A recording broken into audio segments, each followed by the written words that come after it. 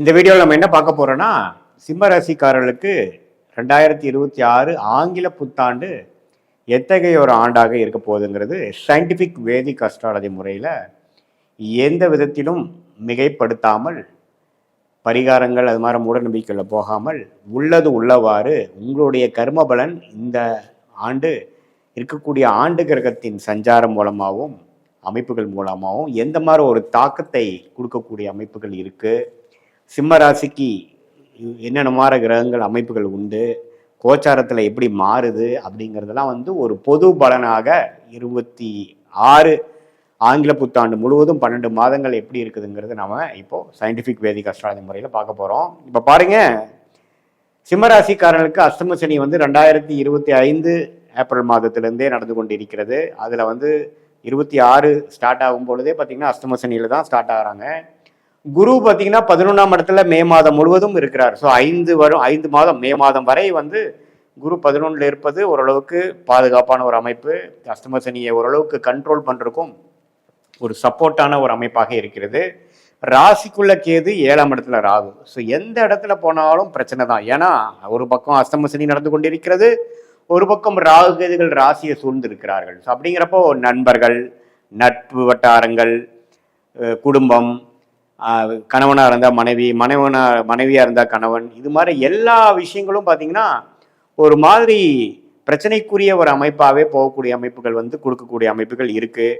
கொஞ்சம் எல்லாமே கொஞ்சம் கேர்ஃபுல்லாக போகணும். இதில் குருவின் பார்வை 7ஆம் இடத்துல இருக்கிறதுனால கொஞ்சம் கண்ட்ரோலில் இருக்கும். ஸோ முதல் 5 மாதங்கள் பார்த்தீங்கன்னா ஓரளவுக்கு பரவாயில்லை. அஷ்டம சனியை கண்ட்ரோல் பண்ணுற மாதிரியும் ஓரளவுக்கு தன்மைப்படுத்துகிற அளவுக்கும் இருக்கக்கூடிய கிரக சூழ்நிலைகள் இருக்குது. இதில் பாருங்கள், கொஞ்சம் லாபங்கள் எடுத்து கொஞ்சம் கடனை அடைக்கக்கூடிய தொழிலதிபர்கள் கொஞ்சம் கடனை குறைச்சிக்கணும். குடுக்கல் வாங்கலில் சில இக்கட்டான ஒரு விஷயத்தை முடிச்சுக்கணும், சரி பண்ணிக்கணும் இந்த 5 மாதங்கள். ஏன்னா மாணவர்களாக இருந்தாலும் சரி, இளைய வயதினராக இருந்தாலும் சரி, சீனியர் சிட்டிசனாக இருந்தாலும் சரி, மிடில் ஏஜ் பீப்புளாக இருந்தாலும் சரி, ஒரு மாதிரியான ஒரு டிரான்சிஷனரி பீரியடாக தான் இந்த சிம்மராசிக்கு அஷ்டம சனி கொடுத்து கொண்டு இருக்கிறது.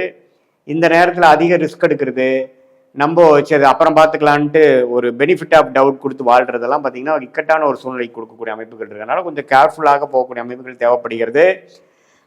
ஜூன் மாதத்துக்கு அப்புறம் பார்த்தீங்கன்னா குரு 12ஆம் இடத்துக்கு உச்சம் பெற்று அஷ்டம சனியில் இருக்கக்கூடிய அந்த 8ஆம் வீட்டில் இருக்கக்கூடிய சனியை பார்த்து தன்மைப்படுத்துகிறார், திட்பலம் கொடுக்குறார், சுபத்துவப்படுத்துகிறப்போ கொஞ்சம் ஏதோ ஒரு இடத்துலேருந்து பணங்கள் எதிர்பார்க்கக்கூடிய பணம் பொருள் நமக்கு உதவி செய்து நமக்கு சில பிரச்சனைகள் சால்வ் ஆகக்கூடிய அமைப்புகள் உண்டு. அது சுப விரயமாக இருக்கலாம், போட்ட இன்வெஸ்ட்மெண்ட் பெரிய லாபத்து மூலமாக இருக்கலாம், அதே சமயத்தில் நமக்கு வரவேண்டிய பணமாக இருக்கலாம், நம்ம இதுவரை நம்ம கடந்த 3-4 வருஷமாக நம்ம செய்த ஒரு உழைப்புக்கு வரக்கூடிய ஒரு அமைப்பாக இருக்கலாம். இதெல்லாம் ஓரளவுக்கு உச்ச குருவாக 12ஆம் இடத்துக்கு நமக்கு சில நிவர்த்தனை, சில பிரச்சனைகள், சில கடன் பிரச்சனை, குடுக்கல் வாங்கல் பிரச்சனை, ஃபினான்ஸ் விஷயங்கள், அதே மாதிரி வெளிநாடு போகணுன்னு எதிர்பார்க்குறவங்களுக்கு வெளிநாடு வாய்ப்புகள், கொஞ்சம் இம்போர்ட் எக்ஸ்போர்ட் இருக்கிறவங்களுக்கு நல்ல ஒரு பிரேக் த்ரூ, கொஞ்சம் இடம் மாற்றங்கள் மூலமாக ஒரு நல்ல பெனிஃபிட், இது மாதிரி விஷயங்கள்லாம் கொஞ்சம் கொடுக்கக்கூடிய அமைப்புகள் இருக்குது.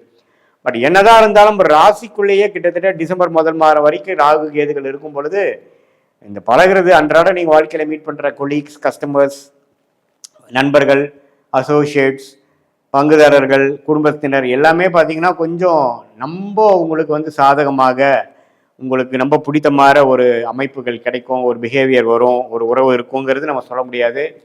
இந்த நேரத்தில் தெரியாத ஒரு நபர்கிட்ட போய் நம்ம ஏமாறுறது, ஆண்களாக இருந்தால் ரொம்ப கவனமாக, பெண்களோட ஏதோ ஒரு புதுசாக தெரியாதவங்களோட நீங்கள் ஒன்று கொஞ்சம் க்ளோஸாக பழகுறீங்கன்னா நம்ம யாரோட நீங்கள் பழகுறீங்க, என்ன பண்ணுறீங்கன்னு தெரிஞ்சு பண்ணணும். அதே மாதிரி பெண்களாக இருந்தால் நம்ம தேவையில்லாமல் ஒருத்தரை நம்பி ஏமாந்துடக்கூடாது.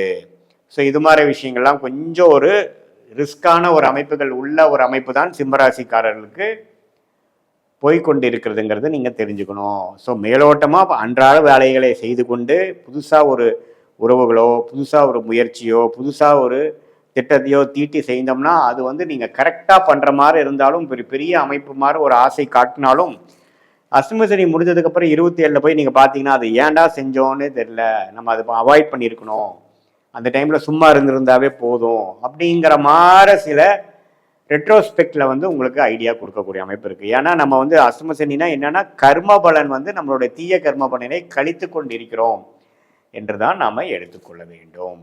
ஸோ சிம்ம ராசிக்காரர்களுக்கு இந்த ராகு கேது குரு சனி எல்லாம் ஓரளவுக்கு சுமாரான அமைப்பு இருக்கிறதுனால மாணவர்களும் பார்த்தீங்கன்னா கொஞ்சம் கோபதாபங்கள் வர்றது, டென்ஷன் ஆகுறது, எக்ஸாமில் வந்து கொஞ்சம் 100% அவங்களுடைய பொட்டன்ஷியலுக்கு பெர்ஃபார்ம் பண்ண முடியாத ஒரு அமைப்பு, நண்பர்களிடையே வந்து கோபதாபங்கள் வருவது, ஹெல்த் இஷ்யூஸ் வர்றது, திடீர்னு அடிபடுதல், முதல்ல இருக்கிற மாதிரி ஒரு கான்சென்ட்ரேஷன் இல்லாமல் பதட்டப்படுறதல், அதே மாதிரி இளைய வயதினர் பார்த்திங்கன்னா அந்த காதல் விஷயத்தில் போய் மாட்டி அந்த மன அழுத்தத்தில் இருக்கிறது, பிரேக்கப் ஆகிறது, இழக்கக்கூடாத இழக்கிறது. அதே மாதிரி நடுத்தர வயதினர் பார்த்திங்கன்னா அந்த அவங்களுடைய மிட் லைஃப்பில் வந்து சில விஷயங்கள் சாதகமாக இல்லை, வேலை தொழிலில் வந்து திடீர் செட்பேக் வரக்கூடிய அமைப்புகள், அது மாதிரி அமைப்புகளாக இருக்குது. அதே மாதிரி முதியோர்கள் பார்த்திங்கன்னா திடீர்னு உடல்நிலை கோளாறு ஆகிறது, திடீர்னு ஸ்லிப்பாகி கால் அடிபடுறது, இது மாதிரி சில விஷயங்கள்லாம் வந்து திடீர்னு நம்ம எதிர்பார்க்காத அமைப்பில் வந்து நடக்கக்கூடிய அமைப்புகள் உண்டு. ஸோ இதெல்லாம் கொஞ்சம் கேர்ஃபுல்லாக இருந்து இந்த காலகட்டத்தை நீங்கள் கடக்கணுங்கிறதான் நான் கேட்டுக்கொள்கிறேன். ஸோ அதனால் சிம்மராசிக்காரர்களுக்கு வந்து ஓரளவுக்கு அன்றாட வாழ்க்கையை சர்வைவ் பண்ணுறதுக்கு என்னென்ன விஷயங்கள் நம்மளால் பண்ண முடியுமோ அது மாதிரி விஷயங்கள் மட்டும் செய்து கொண்டு புதுசாக எதையுமே பெருசாக யோசிக்கிறதுக்கு அடுத்த வருஷத்தை நீங்கள் ஒத்து வைக்கிறது நல்லது.